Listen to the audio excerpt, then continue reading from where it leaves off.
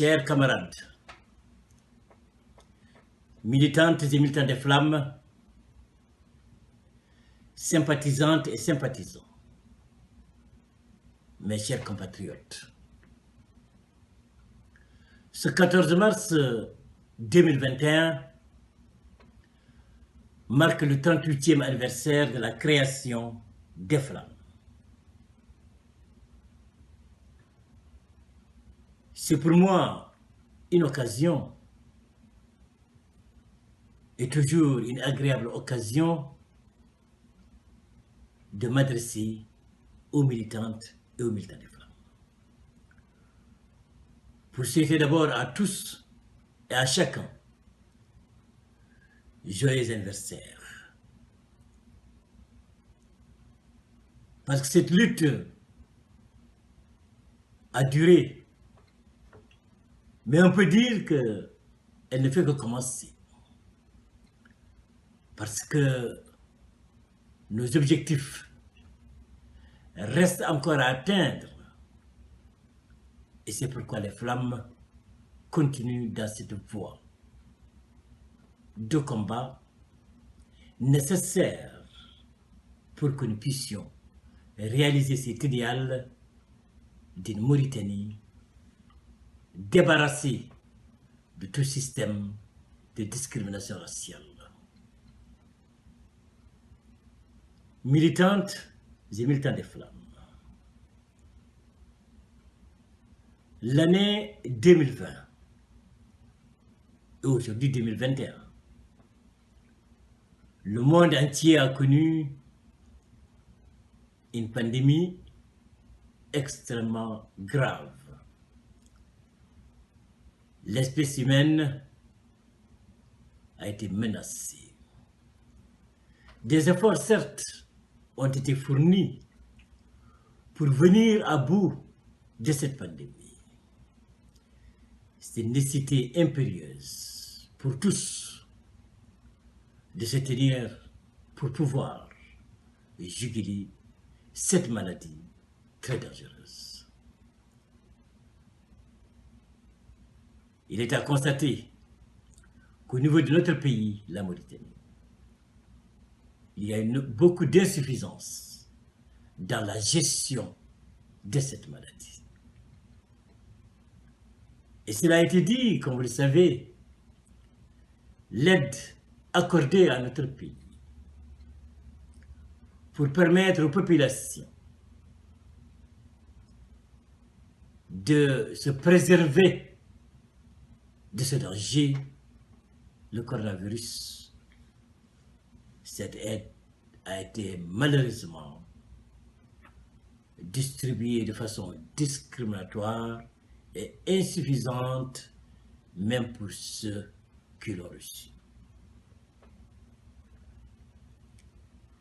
Il convient ici également de saluer l'effort de certaines personnalités, de certaines ONG et même de certains mouvements qui ont fait, malgré leurs moyens, des gestes en faveur des populations pour pouvoir avoir les moyens de vivre.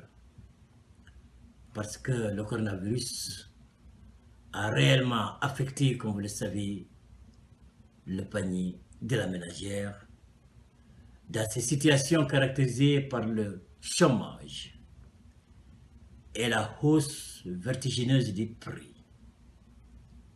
Nombre de familles mauritaniennes ont connu des difficultés dans leur propre vie. Chers camarades, militantes et militants des Flammes, depuis quelques semaines, disons depuis quelques mois, nombre de partis politiques représentés au Parlement de notre pays, la Mauritanie, nombre d'hommes politiques, la société civile, des partis reconnus ou pas, nombre de citoyens parle du dialogue. Ce dialogue qui est à l'actualité. Mais il faut le dire que jusqu'ici, le président de la République, Mohamed Cheikh Ould-Ghazouani, ne s'est pas prononcé de façon claire en faveur de ce dialogue. Mais nous constatons qu'au nombre de partis, des alliances et des contre-alliances s'activent et déterminent des thèmes qui doivent être l'objet de ce dialogue. Nous devons à cette occasion préciser la position des flammes. Cette position a déjà été précisée dans le cadre de notre contribution en vue du dialogue envoyé à la CVE, la coalition Vivre Ensemble que dirige le président Khan Hamidou Baba. En ce qui concerne le dialogue, les Mauritaniennes et les Mauritaniens le savent très bien. Les flammes ont une expérience dans ce domaine. Vous vous rappelez tous du manifeste du négro-mauritanien opprimé, qui a été distribué en 1986. Oui, on va me dire encore, on parle toujours du manifeste. Oui, le manifeste du négro-mauritanien, oui. On en parlera et on en parlera toujours. Parce que dans ce manifeste du négro-mauritanien, les problèmes qui entravent l'unité nationale ont été posés de façon claire, de façon précise, de façon pertinente. Et notre souhait en ce moment-là était de faire de sorte pour que les responsables, les Mauritaniennes et les Mauritaniens puissent discuter, qu'on soit autour d'une table et qu'on discute sur les problèmes identifiés. Vous savez ce qui s'est passé. Non seulement on ne nous a pas écoutés, mais vous savez tous, la répression féroce qui s'est abattue sur les flammes parce que tout simplement, un document de contribution pour renforcer l'unité nationale a été écrit pour demander aux autorités de faire un dialogue. Ce dialogue, on en parle tant maintenant pour pouvoir régler les problèmes de la Mauritanie. Le régime n'avait pas écouté les flammes. Si on nous avait écoutés depuis 1986, on ne serait pas aujourd'hui dans cette situation. Voilà les conséquences. Ce qui s'est passé depuis 1986, 89, 90, les tueries et tout ça. C'est les conséquences. Parce que le système, le régime, n'a pas tenu compte des propositions précises des flammes, mais certains extrémistes ont poussé l'État à réprimer les flammes. Donc il fallait réduire au silence cette volonté d'une partie de la population qui voulait de la paix. Et cette paix devait passer par des discussions précises. Si on nous parle aujourd'hui du dialogue, nous sommes prenants. Parce que nous sommes des acteurs. Et les gens vont nous trouver sur ce terrain. De dialogue parce qu'il s'agit de notre volonté.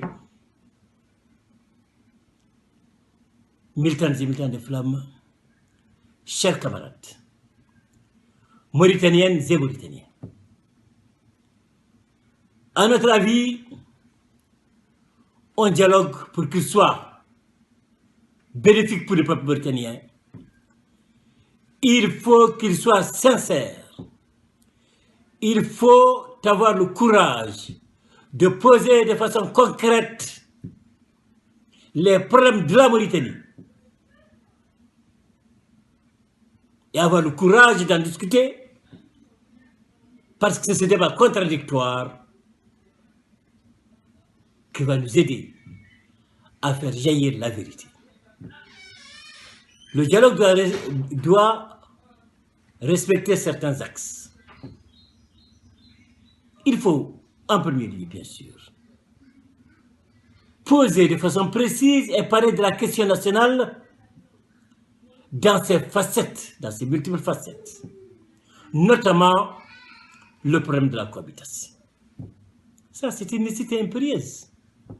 On ne peut pas faire autrement, parce que le fait de parler de ce problème de cohabitation, c'est renforcer l'unité nationale, c'est réduire le fossé, et c'est ramener la fraternité qui a existé dans le temps et qui doit revenir pour que toutes les Mauritaniennes et tous les Mauritaniens se sentent comme des frères, des sœurs, qui travaillent ensemble pour leur pays. Et deuxièmement, on doit parler de ce génocide, de qu'on l'appelle passif humanitaire, peu importe pour nous. Comme disait l'autre, que le chat soit noir ou blanc, l'important est qu'il puisse appréhender la souris. Et nous pensons qu'il faut que ce problème, parce qu'il y a une mort d'hommes, il y a des veuves, des orphelins, qui continuent et qui continueront toujours encore à manifester pour que la justice soit faite, pour qu'on puisse tourner cette page ô combien difficile que notre peuple a connu, que notre pays a connu.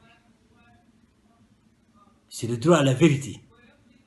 Et c'est pourquoi les flammes avaient déjà demandé la mise en place des commissions vérité et réconciliation. Il ne s'agit pas de nous entretuer, mais il s'agit de discuter et d'identifier les bourreaux, de faire de sorte que plus jamais des choses comme ça ne se répètent.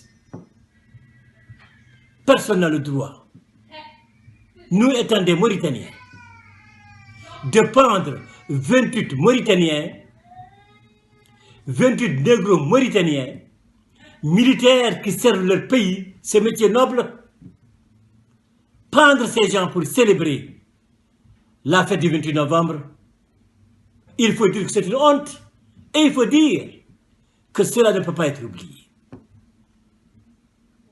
Mais pour l'intérêt de la Mauritanie, pour aider les générations futures à vivre ensemble dans la paix et la dignité, chaque parti doit se faire violence pour accepter peut-être ce qu'on n'aurait pas dû accepter.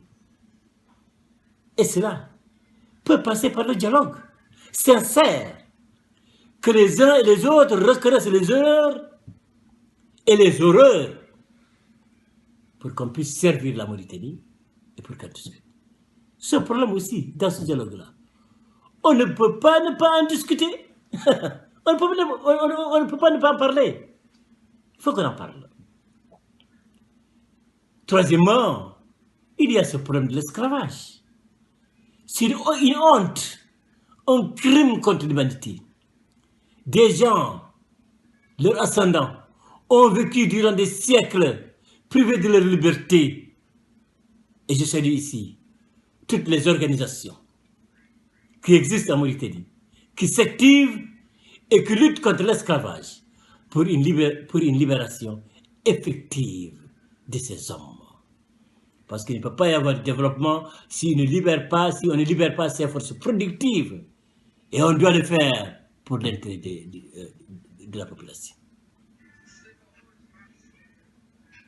Quatrièmement, on ne peut pas ne pas parler de ces terres de culture.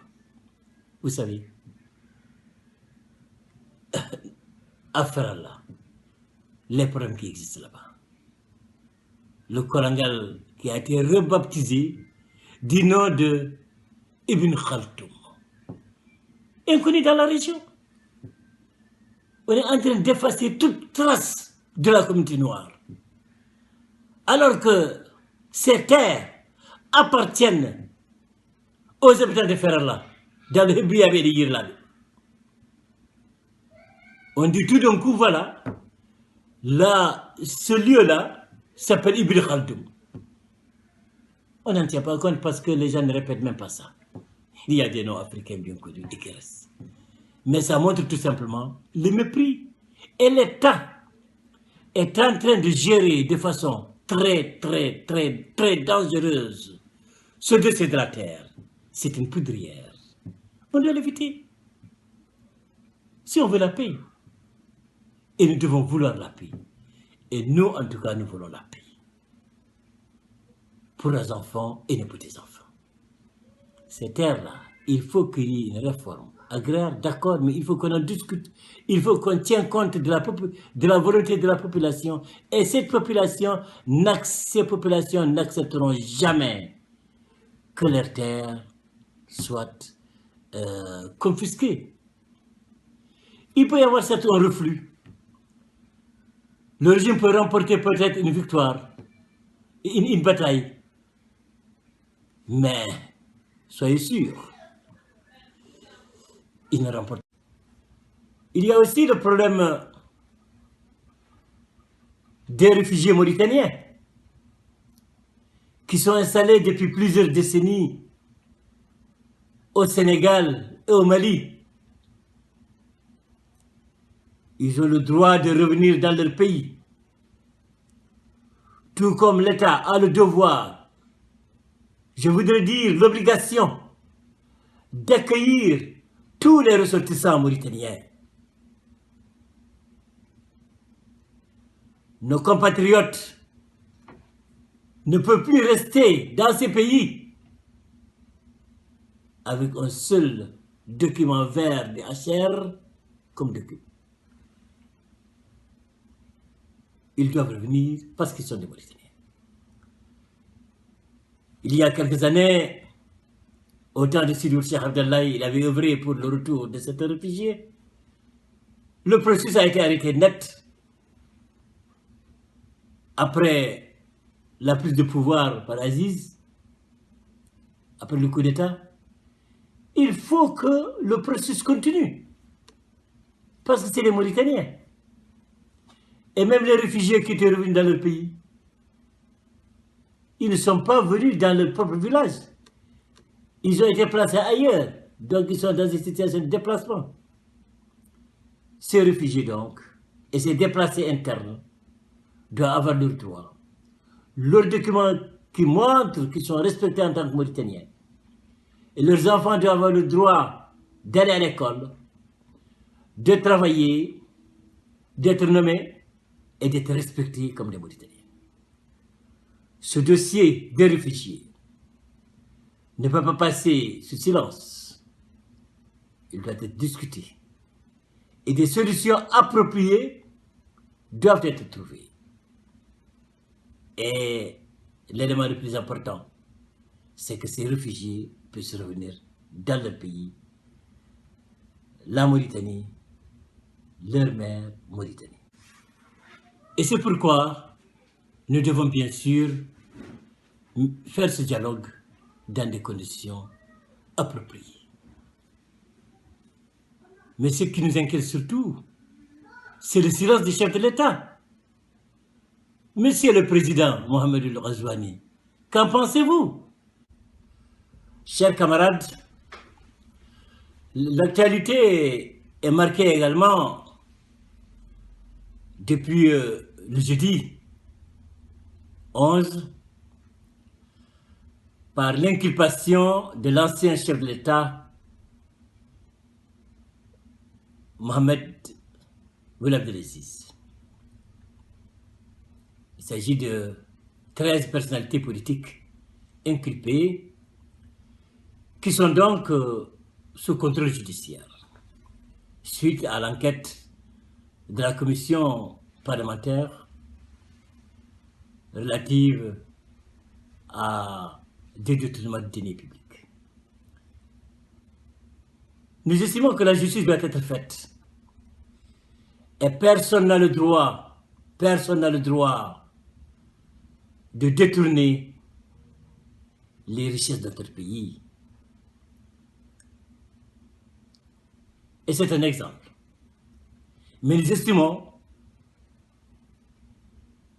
que les accusés ont le droit à une justice impartiale. Le droit doit être prononcé. Ça ne doit pas être un règlement de compte entre des compagnons. Mais on doit mettre en avant la Mauritanie, la défense de notre économie, la lutte contre la corruption. Nous avons toujours voulu de la justice, nous les flammes, et nombre de monnettes. Et nous avons souffert de l'insuffisance de cette justice. Et c'est pourquoi nous crions toujours haut et fort pour que la justice soit impartiale et pour que les accusés aient droit à une justice réelle. Le droit doit être prononcé. Nous estimons également qu'il y a un autre dossier qui doit être vu. Il s'agit ici de crimes contre l'humanité. Des hommes et des femmes ont été massacrés, expulsés de leur pays. Certains vivent encore dans les camps, mais nous pensons également que là, le dossier doit être également vu et présenté à la justice.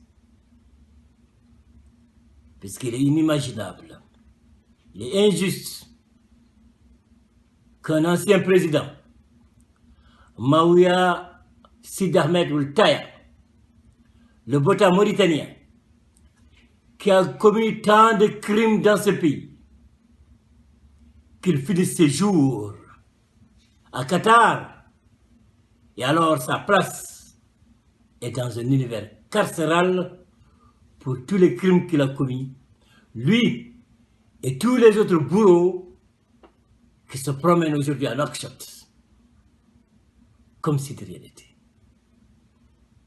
Nous pensons que la justice a le droit, doit faire son travail.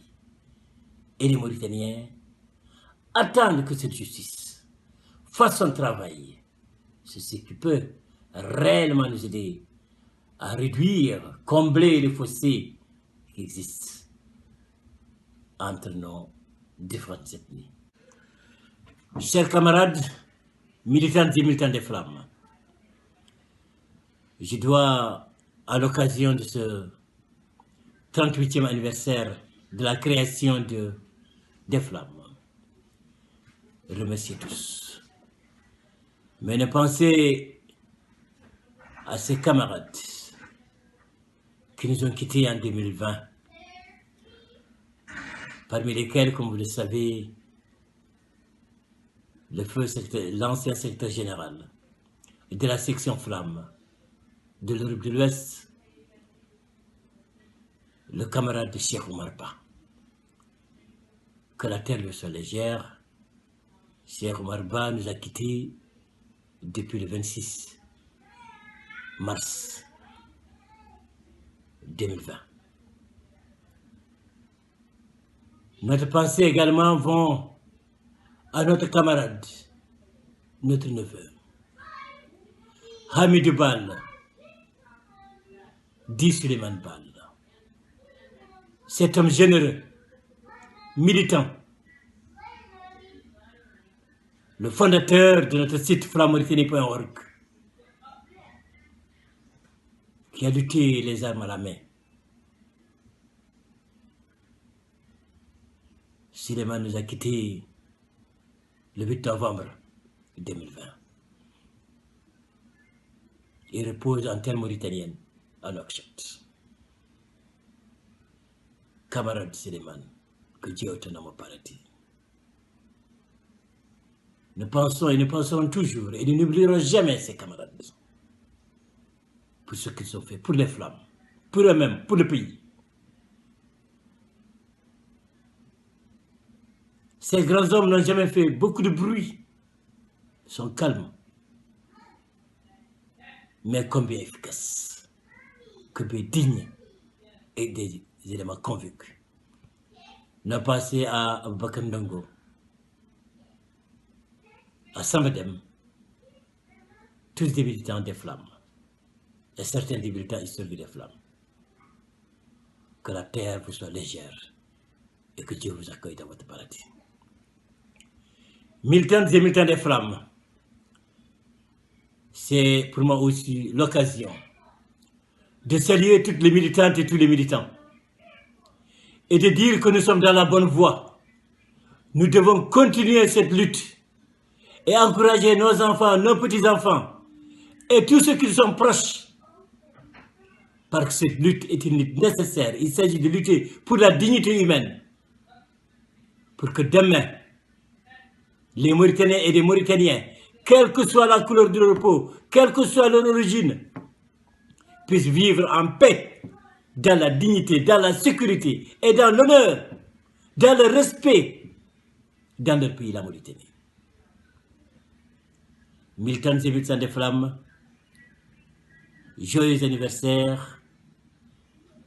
La lutte doit continuer jusqu'à la victoire. Vive les flammes. Je vous remercie.